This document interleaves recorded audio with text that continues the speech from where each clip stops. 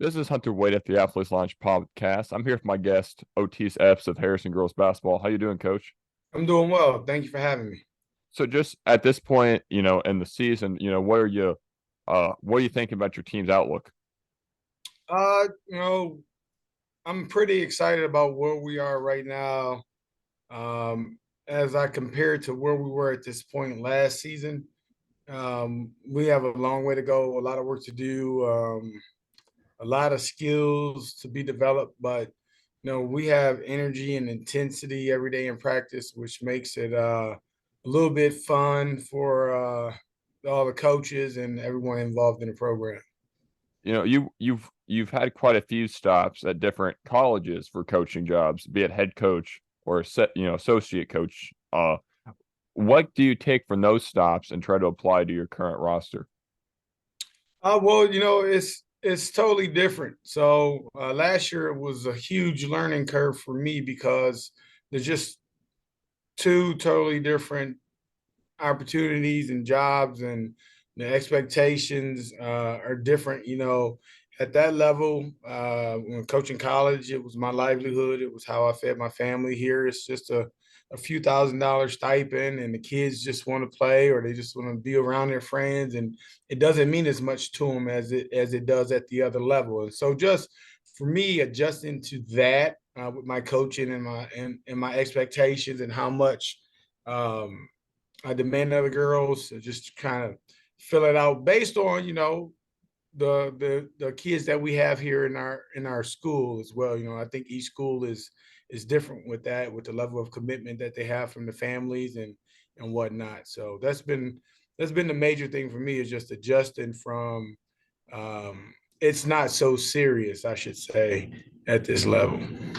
The when you were at Evansville, did you like have I'm sure you were recruiting some in Evansville.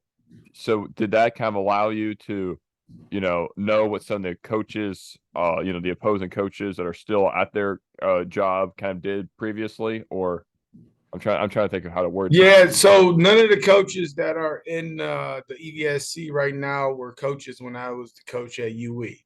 I guess Uh, that is right. Yeah, I just did the math on my yeah. yeah, so I don't know. I didn't know any of these coaches.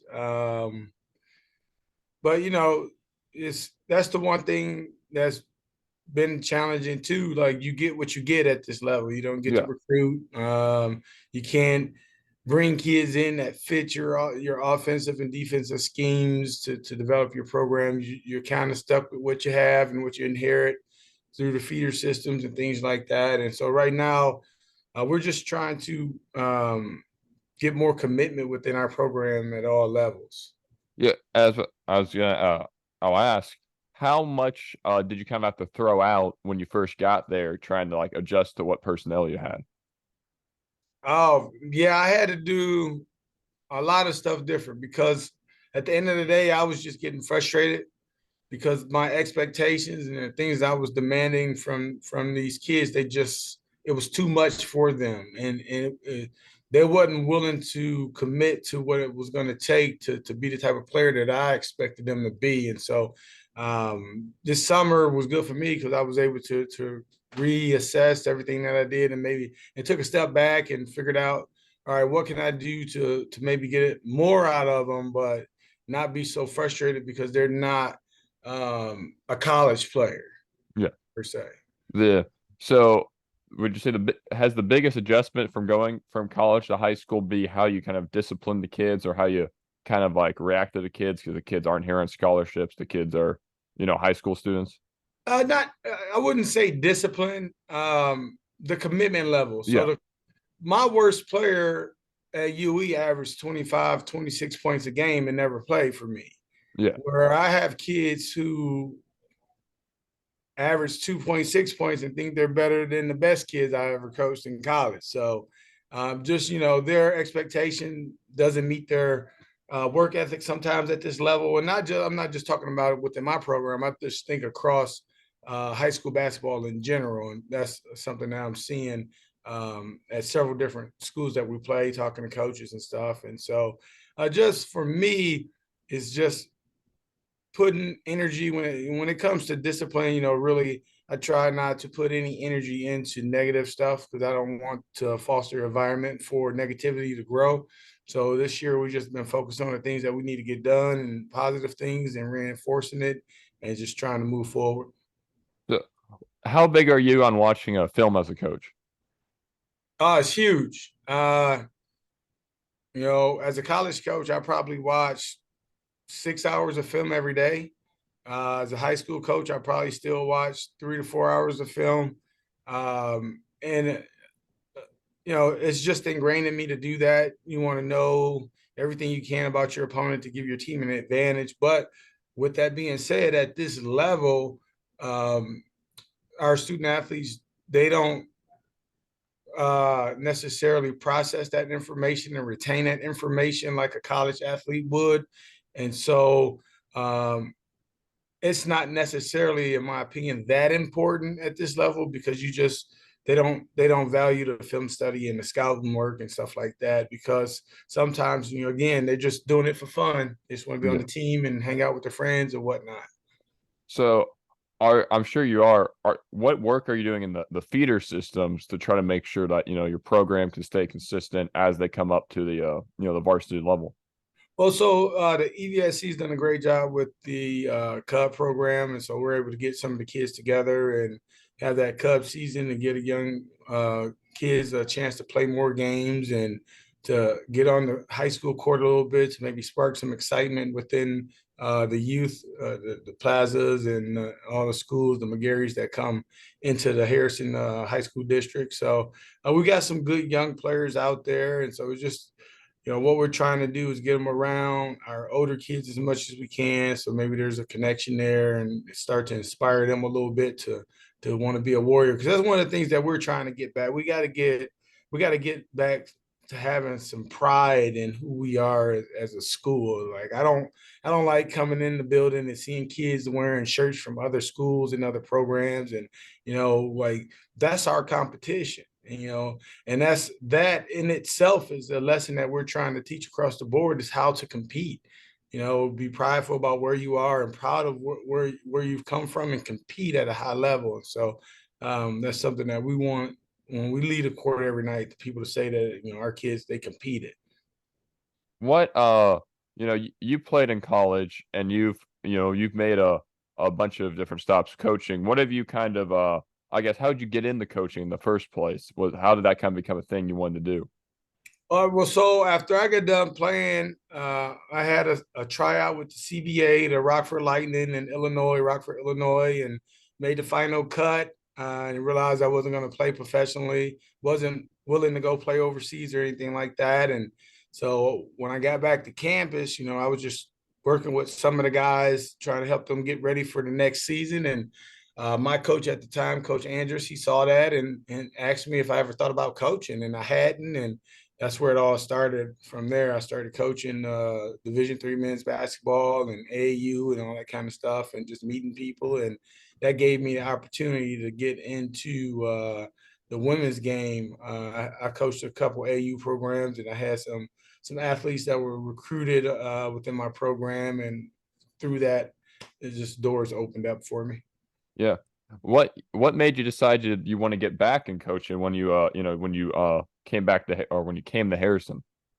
So I got out of college coaching to be a father to my children. I was away and they were here. And at the end of the day, they're not going to care how good of a coach people said I was. They're going to care if I was around and if I was their dad or not. And so I ended up coaching it here at Harrison because my youngest daughter convinced me that it'd be good for me to do. I don't know if I was miserable around the house not coaching or not, but she thought it'd be a good idea for me to do it. So I do enjoy it. What's the difference between you mentioned when you first started coaching when you like right when you got out of college you're working with you're working with guys. What's the difference between working with college age guys and high school girls? Oh, it's a huge difference. One, guys, we know it all. Yeah. And so we feel like, what can you do to help me get to that next level, that kind of deal. And with girls, they are pleasers by nature. They want to do it right. They want to do it exactly how you told them. And that's to me is the biggest challenge, especially at the high school level, is them learning how to toe the line between executing something and also playing the game. Yeah. So then that's something that we're continually trying to teach the girls within our program. Yes, this is the play, this is the offense, but the number one goal is to score. And whenever that opportunity presents itself where you can create that opportunity within what we're doing, then that's okay to do. And so, but it's tough because they want to do it the way you told them to do it. So far, what's been, you think, your biggest impact on Harrison in like the year and change you've been there? Do you think anything that you've been trying to do has worked worked really well, or what else, and what are you trying to work on past that? Well, I think the biggest impact right now for me that I'm seeing within our program is that we have more kids who are valuing practice and preparation versus just playing in games. We have more kids who are learning to be a positive member of a team, which is a life lesson that we try to teach in our program, and that's what this whole thing is about: is trying to prepare these young people for when they leave here to be productive members outside of these walls. And so, I want every girl that ever plays in our program to have a positive experience, to have a good experience, because what I'm learning is that this might be the only basketball experience that they ever have. And so let me do what I can to make it a good one. But also that they learn how to be a productive member of a team, because that's what this is.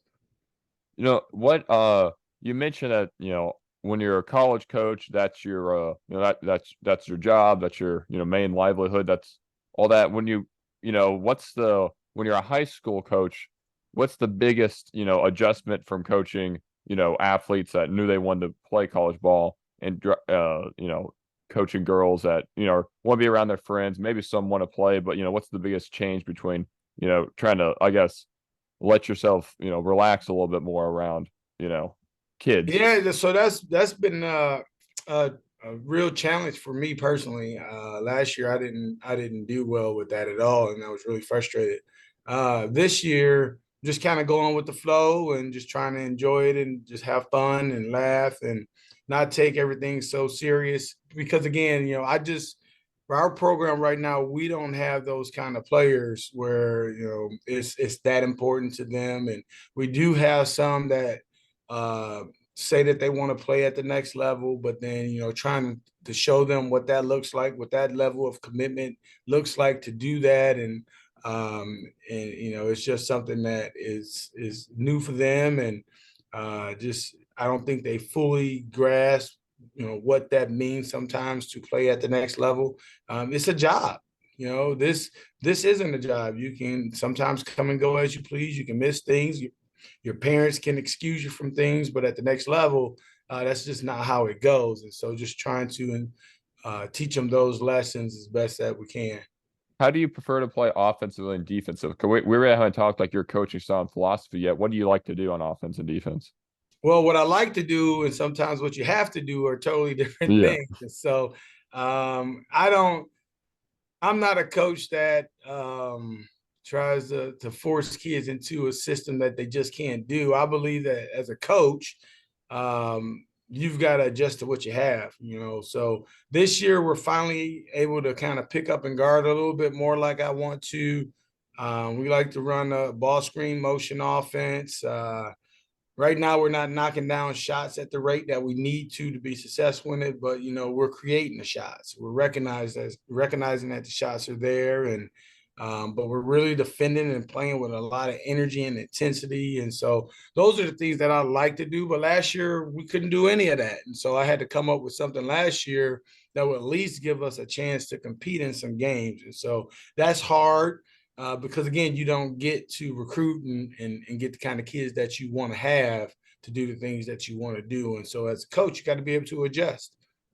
Is the biggest, past maybe some of the, the temperament stuff of people, what's it like trying to teach girls that, not all high school athletes are made the same. What's it like trying to teach kids that aren't like the level of college athletes how to play basketball? Some at high school level, some don't even like box out properly or set screens properly. So what's it like trying to start from scratch with some of these girls? Yeah, it's new. It's new. It's something again, that's a challenge for me because I'm used to players having a certain level of skill when I coach them. And so just, having to take things back to a grassroots level and take the time and you never can put in enough time in your practices to do all the things that they need to do to develop individually. And so just constantly trying to express to them the importance of putting in more time outside of practice. And that's one of the things that we talk about a lot is that sometimes kids may feel like, well, I come to practice and I work hard at practice. Well, everybody has practice and everybody works hard at practice. So what have you done to separate yourself from the competition? And so I don't know if that message has stuck with the girls yet, but at some point our program will be at a point where we have kids that are outworking other kids and putting our program in a better position to be successful. So, what's the biggest? I'm wrapping up here 'cause I know you're on a schedule. The What's the biggest joy of coaching college, and what's the biggest joy so far of coaching high school? Ooh, that's a good question. I love the game. The game has afforded me so much in my life. Um, you know, from an educational standpoint, from a career standpoint, monetary gains, emotional things. And so I just love the game. And so I try to give that joy back to the kids at whatever level that I'm at. And I try to teach them through the game as many life lessons as I can. That you get what you put into stuff, and sports and basketball in particular are no different. And so I just absolutely love the game, and I want to affect at least one kid every year in a way that they think back. I love the experience that I had with Coach Epps in the program. He showed me that I could be more and do more than I thought I could myself. Last question. You had a few different college stops. Out of all the cities, can you compare and contrast the different campuses and cities? Not necessarily say one's better than the other, but what was it like? When you go into different campuses, different environments, different weather. What's it like when you kind of Oh well, all the places that I've worked or all the places I've ever coached yeah, against teams or that kind of deal. yeah, yeah, Okay, well, yeah. So there's a difference. yeah, There's a huge difference out there. So, for instance, when I was coach at UE, UE is landlocked. It's a pretty small campus. Pretty small student body. yeah, And so we had to be unique in the way that we approach recruiting and the type of kids that we recruited and the families that we recruited. And, we really had to sell the kids on where the program was going, where we saw them within the program, how we planned on using them and whatnot. And, compared to places like the University of Wisconsin, when I was there, that place sells itself. yeah, It's unbelievable. It's the Big Ten, and Wisconsin does everything first class, and they're second to none. That's probably the most beautiful campus that I've ever seen is Wisconsin, because it's you have a urban side of the campus, and then you have more of a West Coast feel on the northwest side of campus with the rolling hills and the lakes and everything. It was just a beautiful campus. And then you have Cleveland State was a great campus as well. The thing that I admired about Cleveland State during my time there is that they had a vision for what they wanted that university to be, and they did it. A lot of places talks about doing things, but they never get it done. And they did what they said they were going to do, and as a result, our program flourished. And it's easier to recruit when you have something to recruit to. So I've been fortunate enough in my career to be at some fantastic places and to work with some amazing coaches that taught me a lot about the game, about life. And so I just want to give all that back as much as I can to the people that I have a chance to be in contact with every day. well, that's really all I have, prepared question wise. Is there anything you want to get out there, Coach? I know we got a big game on Saturday. We play Boonville at 12:30 a.m. If you like to come out to see a team play hard, compete, play together, play with some enthusiasm and passion, I think that'd be a great opportunity to come out and have some family fun, and then we'll be back at it on Tuesday night against Princeton here at Harrison High School. And I just will urge people to come out and check us out. You know, our kids are working hard and we're fun to watch. Well, this has been Hunter Way at the Athletes Lounge podcast, and thanks for doing this, Coach. Thanks for having me. I appreciate it. Hey guys, this is Hunter Way at the Athletes Lounge podcast. Please like, share, and subscribe where you can. Thanks.